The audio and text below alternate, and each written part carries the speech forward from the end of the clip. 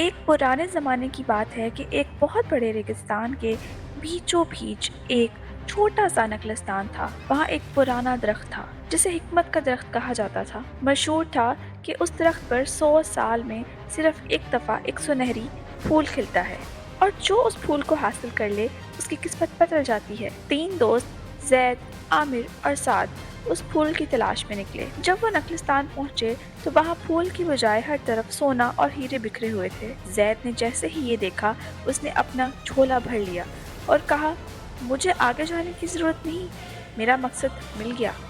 لیکن جیسے ہی اس نے سونا اٹھایا وہ نخلستان سے باہر پھینک دیا گیا۔ اس کا سبق یہ تھا کہ جو راستے کی چمک میں کھو گیا وہ منزل تک نہیں پہنچا۔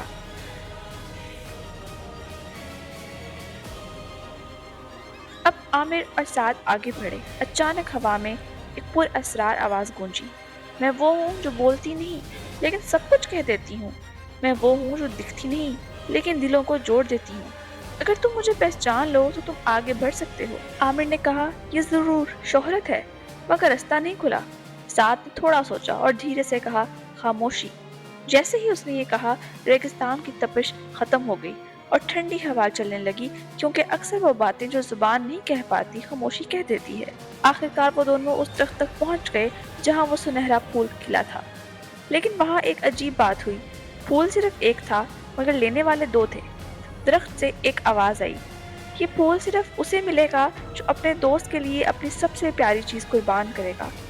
عامر پیچھے ہٹ گیا، اسے اپنی شہرت پیاری تھی، مگر سعد نے مسکرا کر اپنے پاس موجود پانی کی آخری سراہی عامر کو دے دی، کیونکہ عامر پیاسا تھا۔ سعد نے کہا دوست مجھے پھول نہیں چاہیے، تمہاری جان زیادہ قیمتی ہے۔ جیسے ہی سعد نے پانی کا آخری قطرہ دوست کو پلایا وہ پھول کھلا اور اس کی خوشبو ہر طرف پھیل گئی، مگر پھول غائب ہو گیا اور سعد کے دل میں ایک عجیب سکون بھر گیا۔ وہاں دیوار پر لکھا تھا اصلی سنہرا پھول سونا یا چاندی نہیں بلکہ وہ ہمدردی ہے جو تم نے اپنے بھائی کے لیے دکھائی۔ جس نے دوسروں کا بھلا سوچا اس نے خود کو پا لیا۔